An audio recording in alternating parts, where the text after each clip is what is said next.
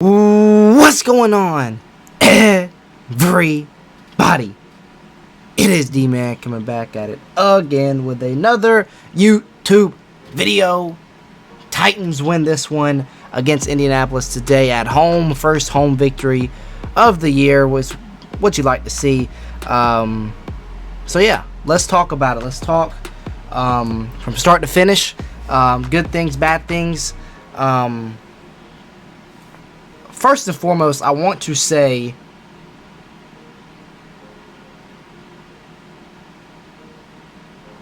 we just witnessed history.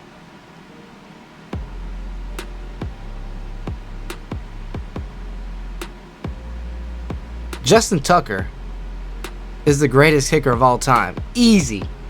I just want to touch on this real quick as that game just finished.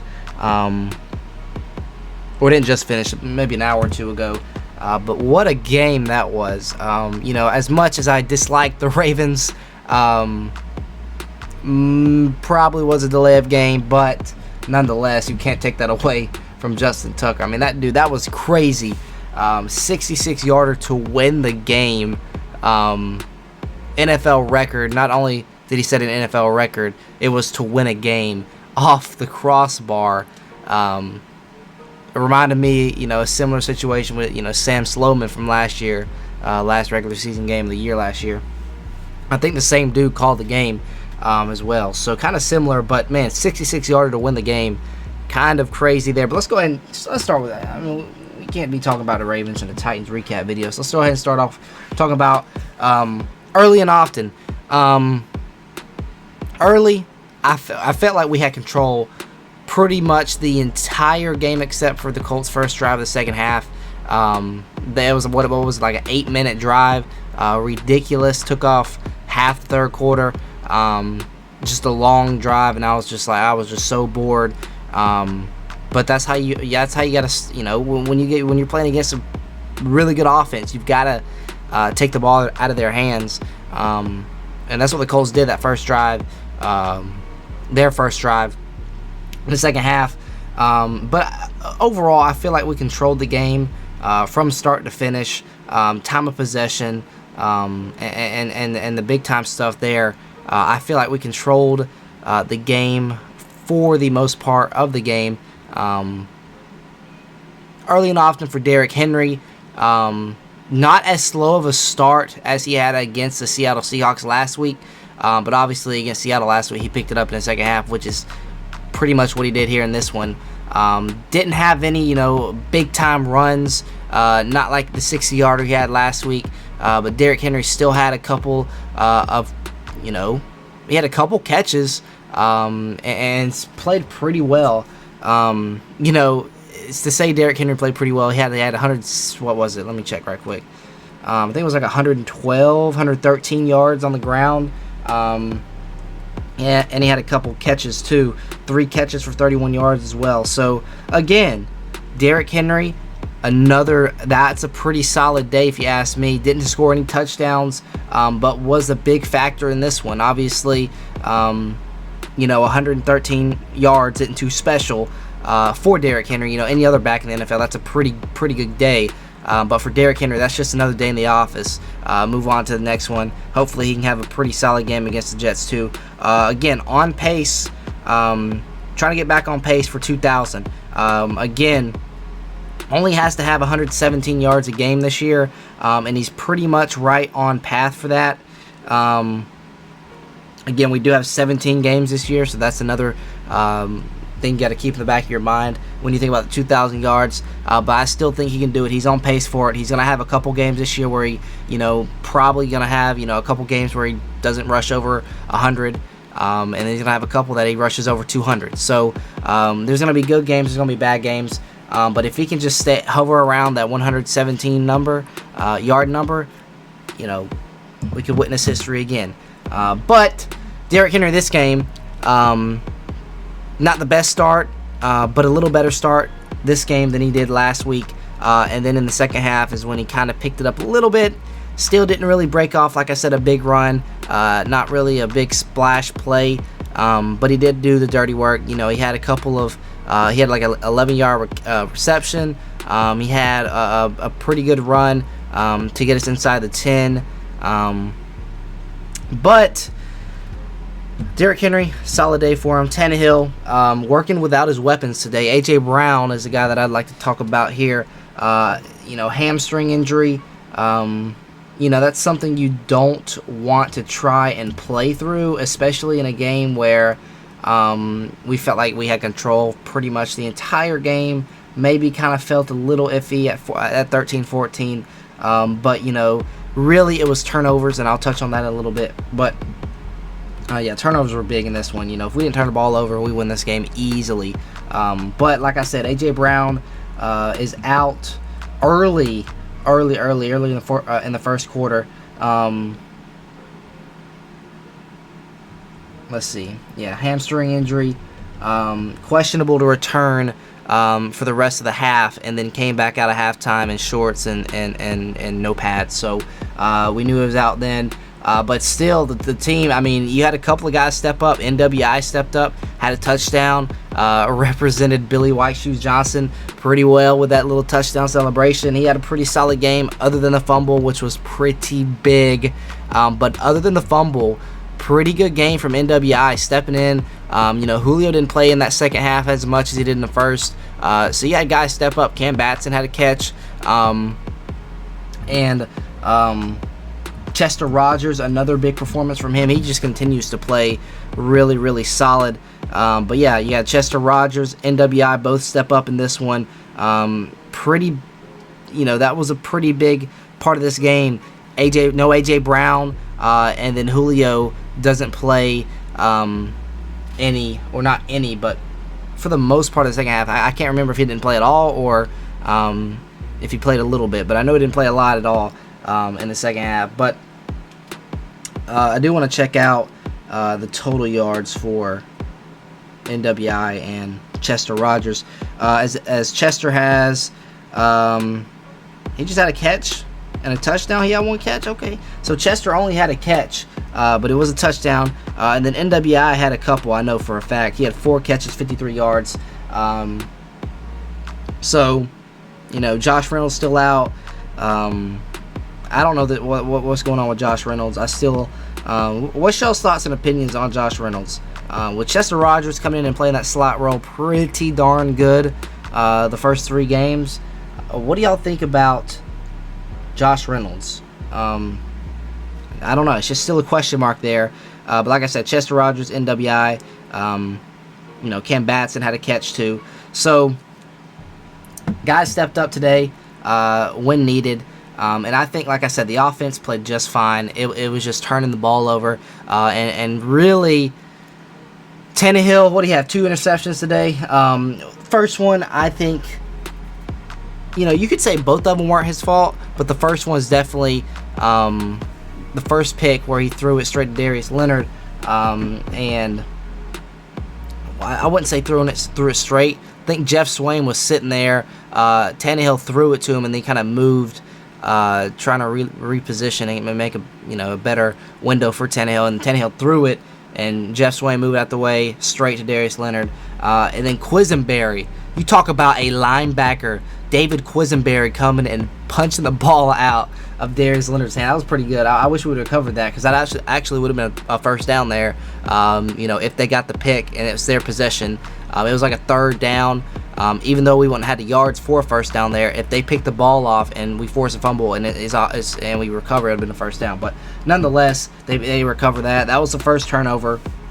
That was pretty big. And then later, Tannehill throws an absolute bullet. This is really, I wouldn't say on either part, quarterback or wide receiver. You could take a little off of both. But quarterback, Tannehill, a little fast on the pass to Chester Rogers, kind of bounced off the breastplate up in the air. And I believe, who made that pick? I can't remember. Was it Xavier Rhodes, or was it, might have been the other guy, but nonetheless, a bullet was thrown by Tannehill. It was about an 8-yarder, maybe a 6-8 yarder. Could have taken a little bit off of that pass. That's a tough catch to make.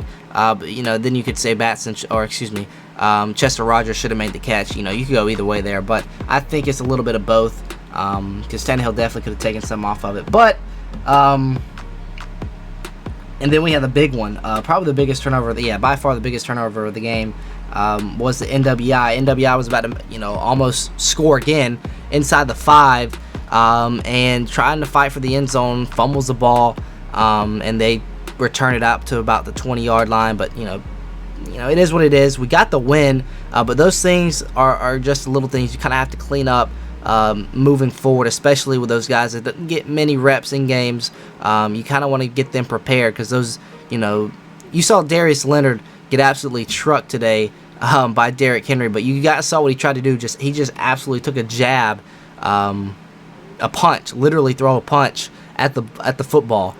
He did miss, obviously. But that's what defenses are going to try to do, especially defenses that know their backs are against the wall, especially when the catch was made inside the 5. When they have you in wraps, the next thing they're going to try to do is absolutely rip at that football, and that's exactly what happened with NWI there. But like I said before, I don't think I mentioned anything about the defense, but the defense, once again, you got a guy, Carson Wentz coming in there with pretty much one ankle, one half left ankle, one half of a right ankle. Coming in, you could just tell that he was not nowhere near 100%. The dude, he had a lane. He could have had like 10 yards. And he just tried to flip it over to Nyheim Hines, and he had 10 yards to just run, and that was kind of when you knew that he was hurting. We got to the quarterback a good bit today. One was called off. Ola, again, another solid day for Ola, who's a guy that we primarily brought in for special teams, and now he's kind of pulling a little James Harrison and just absolutely balling out. How many sacks do we have in this one? Let me check that out real quick. But like I said, the defense, even though it was a team with, let's see. Even though it was a team that was kind of bruised up, banged up, Carson Wentz playing on one ankle, like I said, half a right ankle, half a left ankle, and then you had Quentin Nelson go out with an ankle injury. That team's banged up. Healthy. Hope they can get healthy. But still, starting out 0-3 is going to be really tough to win the division. We have, I think, full control. We control our own destiny from here on out. Jags lost today. Texans lost on Thursday. Colts, we beat the Colts, so that's a pretty dang good week, if you ask me. So we control our own destiny now. 2-1 Titans, and then I think it's 1-2 Texans and 1-2 Jags and 0-3 Colts at the bottom.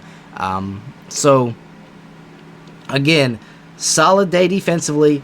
I'm still trying to pull up the sack total for the Titans. But there wasn't any big plays defensively. We had the sack. That was a big sack to cause, I think it was on third down. Big sack there. There were a couple big plays, but defensively we didn't have any turnovers, no takeaways. And I think that was really the key. If we didn't turn the ball over at all, I think we win this game, 10, 20 points. But we do turn it over 3 times. I'm still trying to look here. For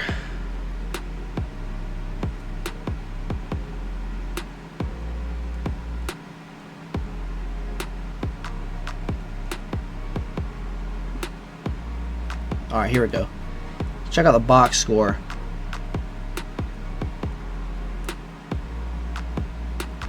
So defensively, NWI led the team in yards. Julio had 3 catches today. He didn't have a bad day. It's just because, A.J. Brown went out, and, all the attention was on Julio. Julio still had a few good catches today, but, with A.J. out, a lot of attention is going to be drawn on Julio. And that's, I think, why NWI played pretty well today. Kind of, things opened up for him. He had Julio, on the other side, NWI. But really, for the most, Julio didn't play that much. NWI, really good game from him. Tannehill, 3 touchdowns, 2 picks. One was his fault, one wasn't. Henry, 113 yards on the ground. A.J. Brown had 2 carries for 6 yards. Kind of weird there. Or, excuse me, A.J. had 1 carry for 3 yards on that jet sweep. Defensively, David Long played really good. Rashaan Evans, they combined for 9 tackles, 5 for David and 4 for Rashaan. Both had a tackle for loss each. Dane had 4 tackles. KB had 4. Ola had 1.5 sacks. It would have been 2.5. And you talk about a guy like a diamond in the rough. Ola coming in and getting 1.5 sacks is I guess teams don't scheme for him, but he looked pretty elite out there, getting home to Carson Wentz. Harold had a 1/2 sack. That was it. Who else had a tackle? Hell, Tannehill had a tackle. Julio had a tackle on those 2 picks. So everyone getting in on the action tackling wise, but Quisenberry too. Quisenberry had a forced fumble today, guys. That's something special. That's what you want to see out of your tackle. But Harold Landry had 5 quarterback hits, so he was getting home just a tad bit late. Ola had 3, but consistent pressure throughout the game is something we never saw last year, and that's what I love to see this year. Going into this year, everyone's, oh yeah, the Titans got a great offense. You can pull up, NFL Network, ESPN, all these different big time names, and these big time name guys that talk about football all the time. Titans have a good defense, or excuse me, the Titans have a fantastic offense. They've got King Henry, they got A.J. Brown and Julio now, or Ryan Tannehill too. But that defense, I don't know if I can trust it. Well, look at us now, performing pretty darn well the first 3 weeks. I know first week wasn't the best, but bounce back win at Seattle, really, really signature win there against Seattle. Then today, holding the Colts to 16 points. Again, you got a quarterback, definitely not 100%, but still holding the team to 16 points in the NFL is still pretty impressive, and it needed to be done because the offense, was turning the ball over left and right. Defense was very resilient. They kept getting stops for us. I do want to, one more thing before we wrap it up here. What do y'all think about the play call going for 2? Going for 2 to make it a 9-point game, which obviously means it's going to be a 2-possession game instead of kicking your extra point to make it an 8-point game. I didn't agree with the call. I would kick my extra point and make it an 8-point game and make the other team go for 2 if they score. Just because that 2-point conversion is pretty tough. But we just, handed it to Derrick Henry, easily got in, made it a 9-point game, and pretty much sealed it. They did get a chance to go for an onside kick there late, but Blankenship missed the field goal. It was a pretty long one, but nonetheless, it definitely could have been made, and could have tried an onside kick there, but field goal was missed.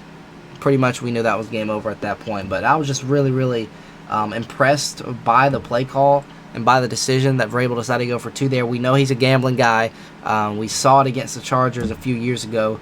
We went for 2 and didn't get it for the win. That was like up in in England or something, where we played out of the U.S. That was an early morning game. I remember that. But yeah. Anything I want to touch on, let me know down below. But good win. Nothing too special about it. Big win, though, against the Colts. Division rivals puts us at 1-0 in the division. We take on the Jets next week. Hopefully we can just carry this momentum into the Jets game. And after that, the rest of the schedule, it gets pretty interesting there towards the midway point. The Bills, the Chiefs, back-to-back weeks. That's going to be very interesting. But if we can take care of business next week, we got going to New York to play the Jets. We just can't go into that game sleeping. We got to know that we got to take care of business. We can't walk in there expecting to win, because I think that's what we did against Arizona. We know how that turned out. So we got to walk in, take care of business to get out. and hopefully not get hurt. No one gets hurt there. Same thing the next week against the Jags, week 5. That's going to be away as well. So get in, get out type of game, and lock in, focus, get a win, get out. If we can get through there, we're looking pretty good. 4-1 through 5 weeks is very possible at this point, especially with the first loss of the year. We could definitely be 5-0. If we take, if that Cardinals game goes a little bit differently, but getting a win against the Seahawks really helped our confidence. It was a very big win, very big bounce back win. Carried that momentum into this one. Hopefully we can keep carrying this momentum over and over again against the Jets next week, against the Jags, and carried it into the Monday night game against the Bills. That's going to be a good one. And then a short week where we take on the Chiefs that following Sunday. So it's going to be a tough little 1-2 punch there with the Bills and Chiefs. But then you got to take on the Colts the next week, and then the Rams the next week, and the Saints, who haven't, kind of inconsistent, but they've been looking okay. And then you take on the Texans, Pats, bye, Jags, Steelers, 49ers, Dolphins, and Texans. But if we can get through this little stretch here, maybe the next month and a half, get the KC game behind us, get the Bills game behind us, get the Colts and the Chargers game behind us. If we can beat the Colts though, this 2 times in I don't remember last time we beat the Colts twice in a year, but if we can do that, I think we're gonna be looking a-okay, guys, because we get to play the Texans twice and we get to play the Jags twice as well. So if we can get past the Bills and the Chiefs, it's going to be looking pretty good for us. So with that being said, that is going to do it for the video. Hopefully you guys did enjoy. Until next time, I'll see y'all.